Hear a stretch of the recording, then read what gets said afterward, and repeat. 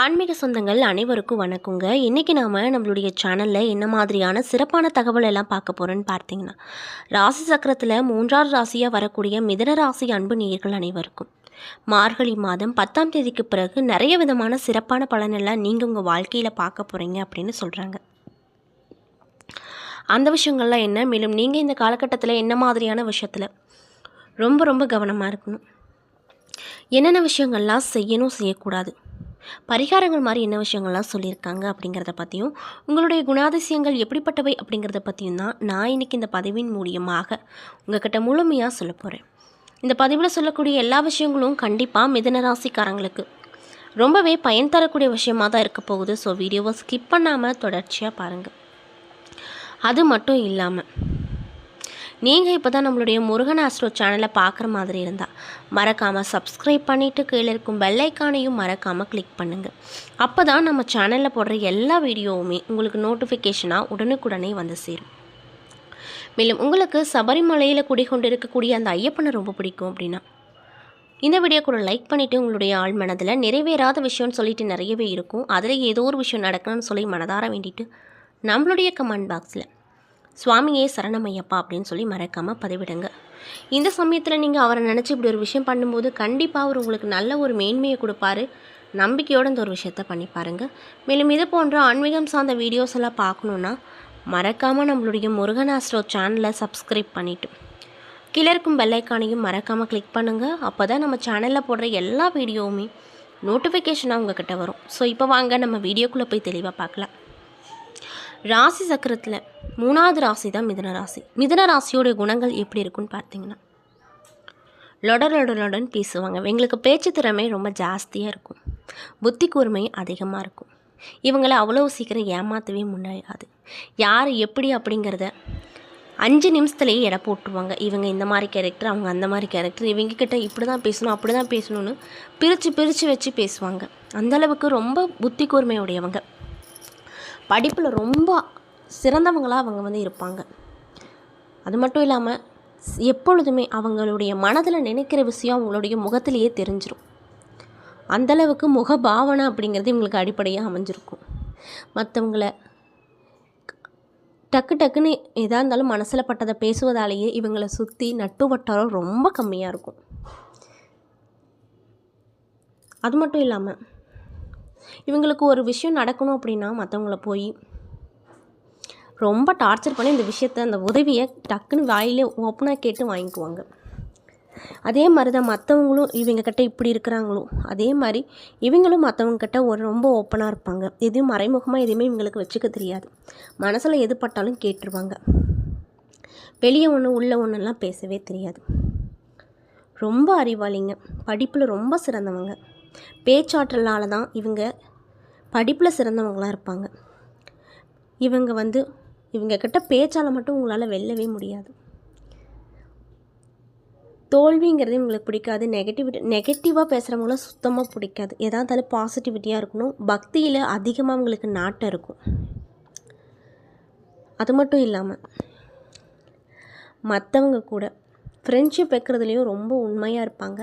எல்லாருக்கிட்டையும் நேர்மையாக இருக்கணும் அப்படின்னு நினைப்பாங்க. நமக்கு என்னெல்லாம் கிடைக்குதோ அதே மாதிரி மற்றவங்களுக்கு கிடைக்கணும் அப்படின்னு ரொம்ப ஆசைப்படுவாங்க. பொறாமை குணம் சுத்தமாக அவங்களுக்கு இருக்காது. மற்றவங்க நம்மளால் நல்லா இருக்கணும், சிரிச்சிட்டு இருக்கணும் அப்படின்னு தான் ஆசைப்படுவாங்களே தவிர நம்மளால் யாரும் கெட்டு போயிடக்கூடாது அப்படின்னு நினைக்கவே மாட்டாங்க. நம்மளால் மற்றவங்க நல்லா இருக்கணும் அப்படின்னு ஆசைப்படுவாங்க. ஆனால் இவங்களை குழி தோன்றதுக்காகவே நிறைய பேர் வலை கட்டுவாங்க. அது வேறு யாரும் இல்லை, இவங்க கூட இருக்கவங்களே இவங்களுக்கு நம்பிக்கை துரோகம் பண்ணுறவங்களாக தான் இருப்பாங்க. அதை தெரிஞ்சுக்கிட்டாங்க அப்படின்னா கண்டிப்பாக நீங்கள் உங்கள் வாழ்க்கையில் மீண்டு வரலாம். இப்படிப்பட்ட அன்பு நேயர்களுக்கு இந்த மார்கழி மாதம் 10க்கு பிறகு என்னென்ன விதமான நிகழ்வு நடக்க போகுது, என்ன விஷயத்தில் ரொம்ப கவனமாக இருக்கணும், என்னென்ன விஷயங்கள்லாம் பண்ணணும் பண்ணக்கூடாது அப்படிங்கிறத பற்றி தான் நான் இந்த பதிவில் உங்கள்கிட்ட சொல்ல போகிறேன். இந்த பதிவில் சொல்லக்கூடிய எல்லா தகவலும் மிதுன ராசிக்காரங்களுக்கு ரொம்பவே பயன் தரக்கூடிய விஷயமா இருக்க போகுது. ஸோ வீடியோவை ஸ்கிப் பண்ணாமல் பாருங்கள். மேலும் மிதுன ராசிக்காரங்க யாராவது இந்த பதிவை பார்க்குறீங்கன்னா நான் சொன்னதெல்லாம் உங்களுக்கு கரெக்டாக இருந்துச்சுன்னா நம்மளுடைய கமெண்ட் பாக்ஸில் கரெக்டுன்னு சொல்லி மறக்காமல் பதிவிடுங்க. ஸோ இப்போ வாங்க நம்ம வீடியோக்குள்ளே போய் மிதுன ராசிக்காரங்களுக்கு இந்த மார்கழி மாதத்தில் நடக்கக்கூடிய சிறப்பான விஷயங்கள்லாம் என்ன அப்படிங்கிறத பற்றி பார்த்து தெரிஞ்சுக்கலாம். மார்கழி மாத கிரக நிலைகளை ஆராய்ந்து பார்க்கும்போது உங்கள் ராசிநாதன் அப்படின்னு சொல்லக்கூடிய புதன் 6வது இடத்துல சஞ்சரிக்கிறாரு. இதனால் மறைந்த புதனால் நிறைந்த தனலாபம் கிடைக்கும் அப்படின்னு சொல்லுவாங்க. இந்த விஷயத்தால் உங்களுக்கு என்ன விதமான விஷயம் நடக்குன்னு பார்த்தீங்கன்னா, பொருளாதார ரீதியில் நிறைவுகள் நிறைய ஏற்படக்கூடிய காலகட்டமாக அந்த மார்கழி மாதம் உங்களுக்கு இருக்க போகுது. அதில் எந்த ஒரு மாற்று கருத்தும் இல்லை அப்படின்னு சொல்லப்பட்டிருக்கு. சுக்கிரனோடு புதன் இணைந்து புத சுக்கிர யோகத்தை உருவாக்குவதால் தொழில் மற்றும் உத்தியோகத்தில் கணிசமான லாபங்கள் உங்களுடைய கைக்கு வந்து புரளக்கூடிய வாய்ப்பு இந்த காலகட்டத்தில் உங்களுக்கு அமைஞ்சிருக்கு. இந்த மாதம் ஜென்ம குரு வரப்போவதால் திடீரென இடமாற்றங்கள், ஊர் மாற்றங்கள், வீடு மாற்றங்கள் போன்றவை வரும். உத்தியோகத்தில் கூட ஒரு சிலருக்கு நீண்ட தூரங்களுக்கு மாறுதல் ஆகி செல்லக்கூடிய வாய்ப்பு வரும். மார்கழி மாதம் 6ஆம் தேதி மிதுன ராசிக்கு குரு செல்ல போகிறார். அங்கே இருக்கக்கூடிய ஜென்ம குருவாக வரும் பொழுது அவர் வக்ர இயக்கத்திலும் இருக்கிறார். எனவே இதனால் உங்களுக்கு என்ன மாதிரியான நிகழ்வு நடக்கும் அப்படின்னு பார்த்தீங்கன்னா, ஆரோக்கிய தொல்லைகளும் மருத்துவ செலவுகளும் அதிகரிக்கும். திடீரென இடமாற்றங்களால் மனக்குழப்பம் வரும். உத்தியோகத்தில் வரும் மாற்றங்களை ஏற்றுக்கொள்ளலாமா வேண்டாமா அப்படின்றத பற்றி யோசிப்பீங்க. மேலும் உங்களுடைய தாயின் உடல் நலத்தில் கவனமாக இருங்க. தனித்து இயங்க முடியாமல் பிறரை சார்ந்தவர்கள் பொறுமையோடு செயல்பட வேண்டிய நேரமாக இந்த காலம் அமைஞ்சிருக்குங்க. மேலும் உங்ககிட்ட ஒப்படைக்கப்பட்ட பொறுப்புகளை மற்றவர்களிடம் கொடுப்பதால் ஒரு சில பிரச்சனைகளில் மாட்டிக்குவீங்க. அதனால் உங்களுக்கு கொடுக்கப்பட்ட வேலையை நீங்களே பண்ணுங்கள். மற்றவங்களை நம்பி எந்த ஒரு விஷயத்துலையும் இறங்காதீங்க. குரு இருக்கும் இடத்தை காட்டிலும் பார்க்கும் இடத்திற்கு பலம் அதிகம் அப்படின்னு எல்லோரும் சொல்லுவாங்க. அதன் அடிப்படையில் பார்க்கும் பொழுது அதன் பார்வை பலனால் சில பல நன்மைகளும் உங்களுக்கு நடக்க போகுது. அதனால் பயந்துக்க வேண்டாங்க. சுபகாரிய பேச்சுகள் நல்லபடியாக முடிவுக்கு வரும். பிள்ளைகளால் உருவான பிரச்சனைகள் படிப்படியாக குறையும். பெற்றோரின் உதவியை எதிர்பார்த்து காத்து கொண்டு இருக்கக்கூடியவங்களுக்கு அந்த விஷயங்கள் கைக்கூடி வரும். பழைய வாகனங்களை கொடுத்துவிட்டு புதிய வாகனங்கள் வாங்குவதில் அதிகமாக ஆர்வம் காட்டுவீங்க. சொத்து விற்பனையால் வரும் லாபத்தை கொண்டு சுப காரியங்கள் நடத்தலாமா அப்படின்னு யோசிப்பீங்க. அதே போல் மார்கழி மாதம் 7ஆம் தேதி தனுசு ராசிக்கு சுக்கிரன் செல்ல போகிறாரு. உங்கள் ராசிக்கு 5 மற்றும் 12 ஆகிய இடங்களுக்கு அதிபதி தான் சுக்கிரன். அவர் 7வது இடத்திற்கு வரும்பொழுது வாழ்க்கை துணைக்கு வேலை கிடைக்கும். அதே நேரத்தில் கணவன் மனைவி இருவரும் வேறு வேறு இடத்தில் பணிபுரியக்கூடிய சூழ்நிலை வரும். வெளிநாட்டில் உள்ள நல்ல நிறுவனங்களில் பணிபுரிய ஆசைப்பட்டவங்களுக்கு அது கைகூடி வரும்.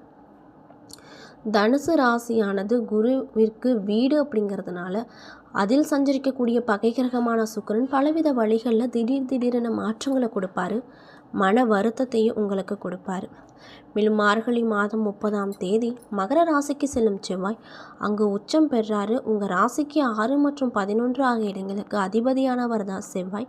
அவர் உச்சம் பெறும் இந்த நேரத்தில் உத்தியோகத்தில் முன்னேற்றங்கள் கிடைக்கும். உயர் அதிகாரிகள் உங்கள் வளர்ச்சிக்கு வழியை காட்டுவாங்க. ஒரு சிலருக்கு கடந்து செல்லக்கூடிய வாய்ப்பு கிடைக்கும். குடும்ப முன்னேற்றம் திருப்தி தரக்கூடிய வகையில் இருக்கும். வருமானமும் உயரும். மேலும் பொது வாழ்வில் ஈடுபட்டிருக்கக்கூடியவங்களுக்கு இதுவரை ஏற்பட்டிருந்த வீண் பழிகள் நீங்கும். வியாபாரம் மற்றும் தொழில் செய்பவர்களுக்கு இரட்டிப்பு லாபம் கிடைக்கும். உத்தியோகத்தில் இருக்கக்கூடியவங்களுக்கு உயரதிகாரிகளின் ஆதரவு கிடைக்கும். கலைஞர்களுக்கு எதிர்பார்த்தவைகள் எல்லாம் நடக்கும். மாணவ மாணவிகளுக்கு கல்வியில் ஏற்பட்டிருந்த பிரச்சனைகள் தீரும். மேலும் உங்களுக்கு அதிர்ஷ்டம் தரக்கூடிய நாட்கள் டிசம்பர் 26, 27, 29 மற்றும் ஜனவரி 5, 6, 9, 10 அப்படின்னு சொல்கிறாங்க. என்ன நண்பர்களே, இந்த பதிவுகளில் மிதுன ராசி அன்பு நேயர்கள் அனைவருக்கும் மார்கழி மாதம் 10ஆம் தேதிக்கு பிறகு கிரகங்களுடைய மாற்றத்தால் உங்களுக்கு என்ன விதமான சிறப்பான பலனெல்லாம் கிடைக்க போகுது அப்படிங்கிறத பற்றி தான் நான் இன்றைக்கி இந்த வீடியோ பதிவின் மூலிமா தெளிவாக உங்கள்கிட்ட ஷேர் பண்ணிகிட்ருக்கேன். இந்த பதிவில் சொல்லக்கூடிய எல்லா தகவலுமே நிச்சயமாக உங்களுக்கு பயன் தரக்கூடிய தகவலாக தான் அமைஞ்சிருக்கும். ஸோ வீடியோ பிடிச்சிருந்தால் லைக் பண்ணுங்கள், ஷேர் பண்ணுங்கள். அது மட்டும் இல்லாமல் இது போன்ற ஆன்மீகம் சார்ந்த வீடியோக்கள் எல்லாம் நீங்கள் பார்க்கணுன்னு ஆசைப்பட்டால் நம்மளுடைய முருகன் ஆஸ்ட்ரோ சேனலை மறக்காமல் சப்ஸ்கிரைப் பண்ணிவிட்டு கீழே இருக்கும் பெல்லைக்கானையும் மறக்காமல் கிளிக் பண்ணுங்கள். அப்போ தான் நம்ம சேனலில் போடுற எல்லா வீடியோவுமே நோட்டிஃபிகேஷனாக உங்கள்கிட்ட உடனுக்குடனே வந்து சேரும். நன்றி.